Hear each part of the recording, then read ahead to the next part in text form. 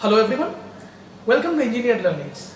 Engineered Learnings has been created as an effort to help and reach out to all the engineering students, aspirants and professionals out there with the basic understanding and the crux of the topics important for placements, vivas, semesters, competitive examinations and all types of interviews. So let's go to today's topic.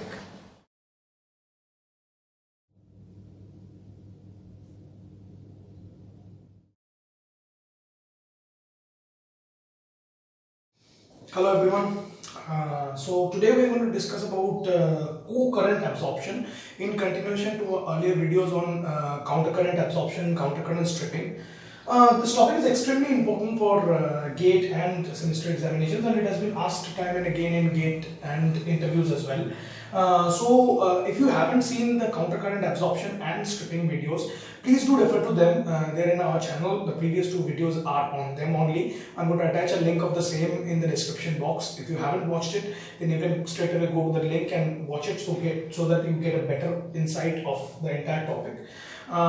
So today, coming to the topic of co-current absorption, opposite to countercurrent absorption, co-current absorption is a process where absorption is taking place from the gaseous phase into the liquid phase in a co-current fashion. That is when the two streams are flowing parallel to each other and not anti-parallel to each other. If they are flowing anti-parallel to each other, it is countercurrent. If they are flowing parallel to each other, it is co-current absorption. So today we are going to study about co-current absorption. And absorption, as the name suggests, air and NH3 mixture is coming in and pure water is coming in. So NH3 from air is getting transferred into water, that is, water is absorbing NH3 from air into itself. So in the process what happens is air and NH3 comes in, NH3 having a high quantity in here and air and NH3 exiting, NH3 being in low quantity out there and the exit stream, because some amount of NH3 has transferred from the gaseous phase or the air phase to the liquid or the water phase. So water here,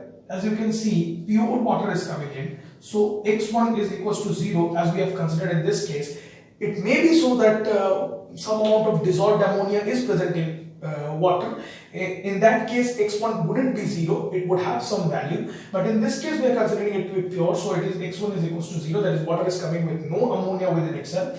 It comes out and it goes in and it comes out with some amount of ammonia within itself, water plus NH3, because some amount has transferred from air to water. So air NH3 decreases and water NH3 increases. NH3 is getting transferred from the gaseous phase into the liquid phase, and no transfer of air is taking place into the water and no transfer of water, pure water, is taking place into the air.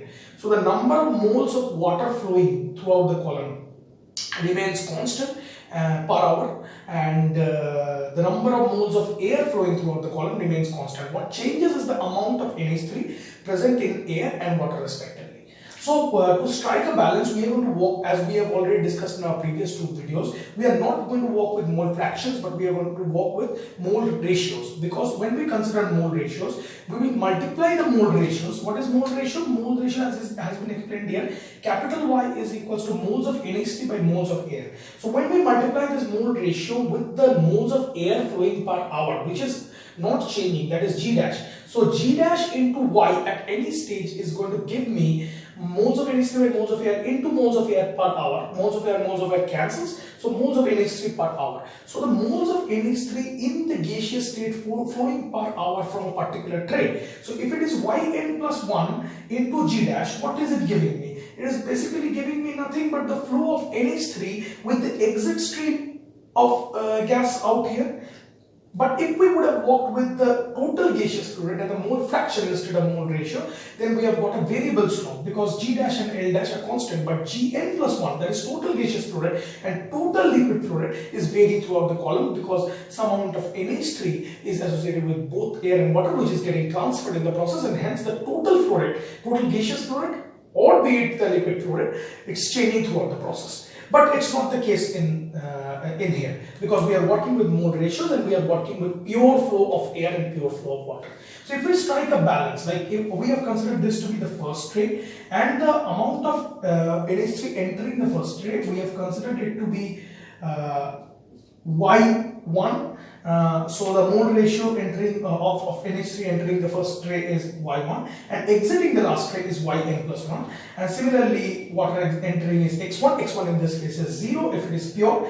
Otherwise, it will have some very less value. And at the end, Xn plus 1, which is high because some amount of NH3 has got transferred in the process. If we strike a balance, inflow is equals to outflow. In our counter-current flow, the inflow was from this side and this side. In co-current, the inflow is parallel to each other. That is, these are my corresponding points. Y1 and X1 are my inflow. So if we consider mole ratio and work with pure flow of air, that is G dash into Y1, that is moles of NH3 coming with the inlet gaseous stream, plus L dash into X1, that is moles of NH3 coming with the pure liquid stream inlet, is equals to outlet, that is G dash Yn plus 1 going with the outlet stream of air, plus L dash into Xn plus 1 going with the outlet flow of water.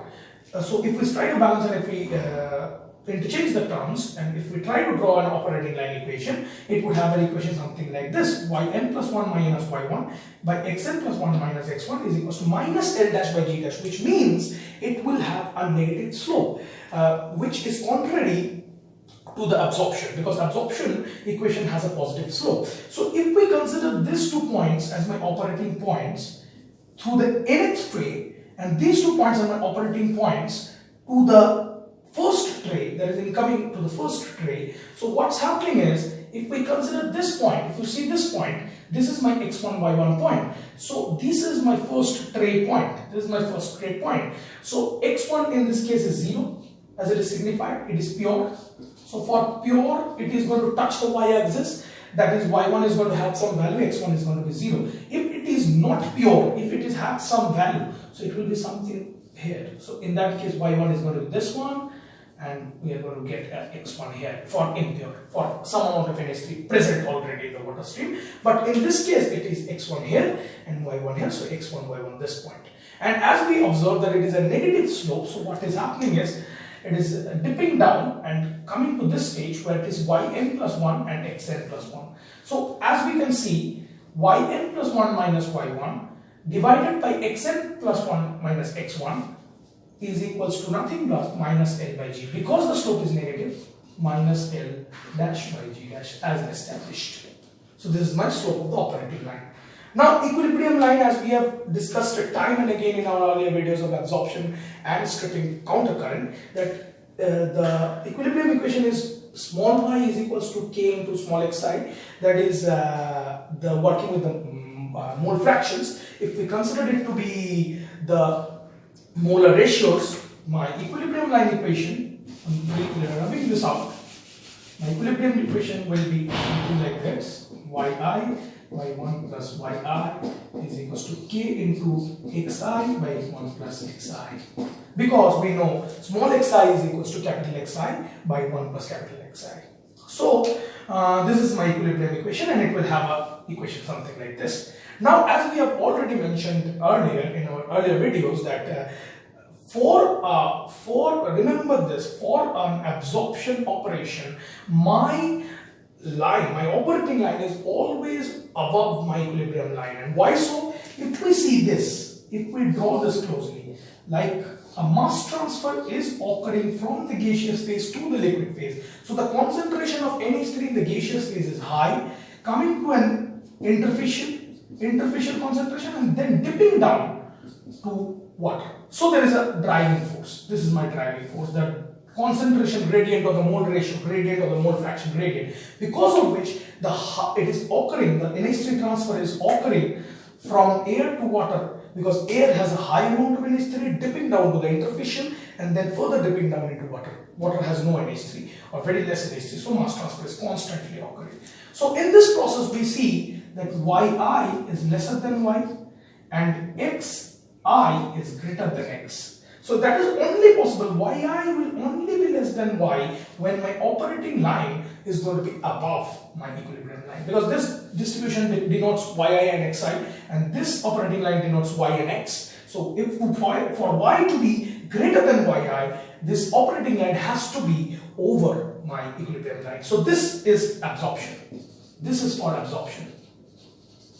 As we can see here, if we take a certain point, supposedly this point, for the nth tray, or supposedly some intermediate tray, 5th tray or 6th tray, this is my y and x. For this y and x, if I draw a negative slope of minus kg by kl and arrive at this equation where we get yi and xi, that is the equilibrium or the interfacial concentration of for the 5th tray, we are going to arrive at something like this. This is my yi value for the equilibrium equation. This is my xi yi point.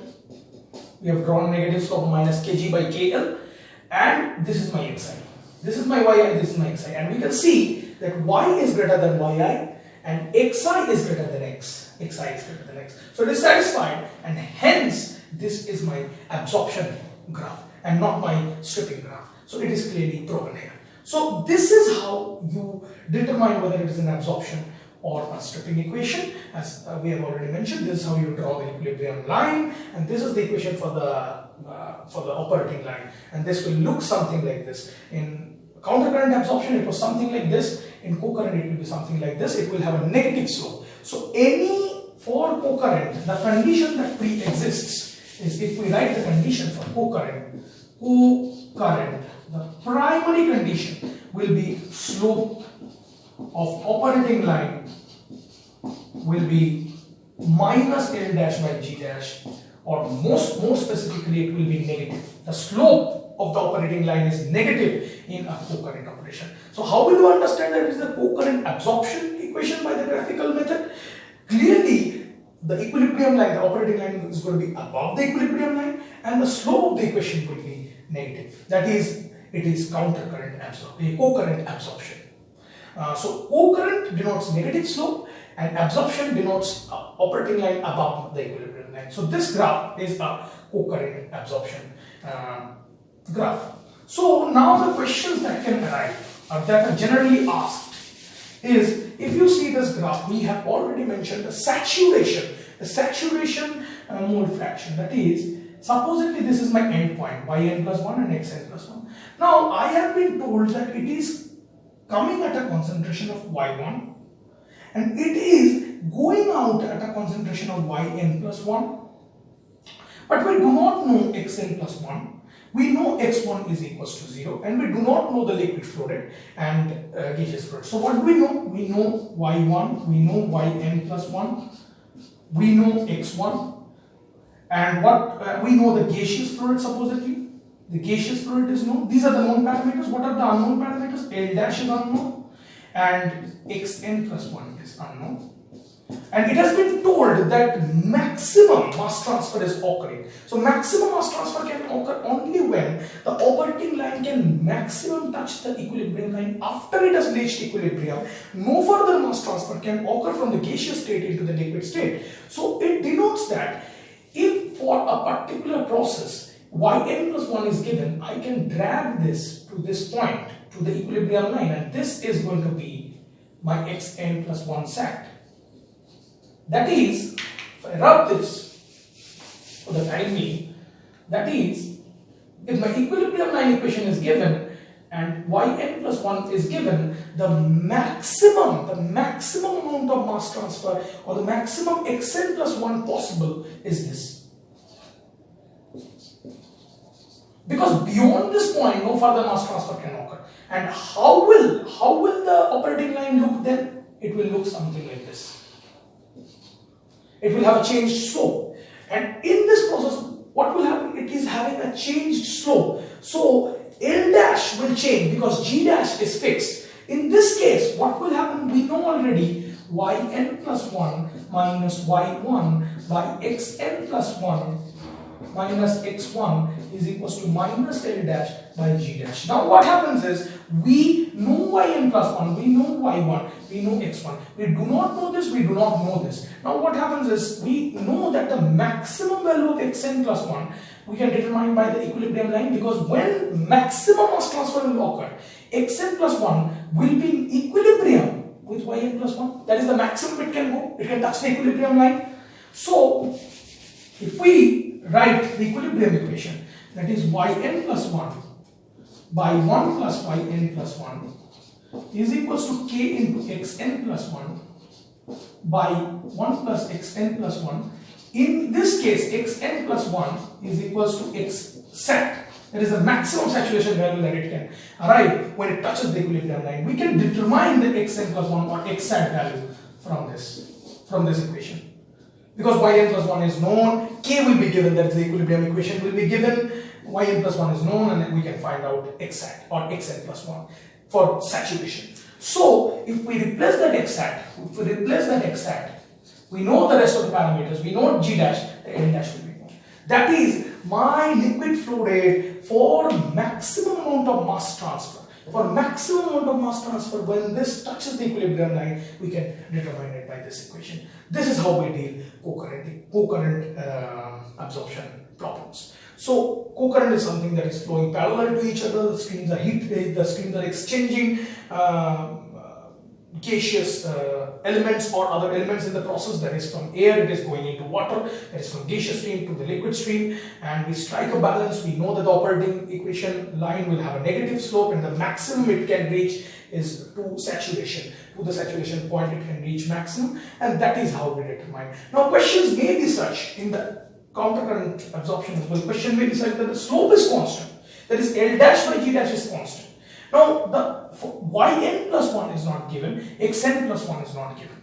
So what we do is, we know y1, we know x1, we drag the slope to equilibrium and we get yn plus 1 and xn plus 1 correspondingly. Because for the same slope, if we know yn plus 1 and xn plus 1 correlation, and we know another correlation of yn plus 1 and xn plus 1, so two correlations, two equations, two unknowns, it can be solved.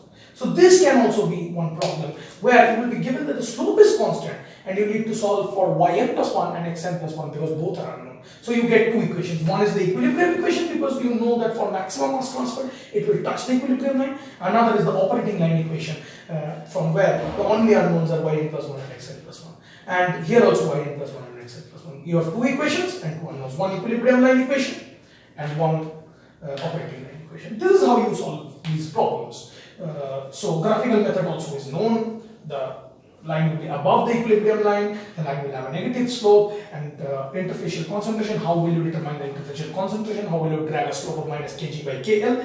We have learned all of that. That I think will conclude the topic of co-current absorption in a brief. If you have any queries, you can mail us or you can write to us. You can follow our Facebook page, and we have recently completed 1000 followers on our Facebook page as well. Thank you very much. We are waiting for 1000 subscribers on our YouTube channel as well.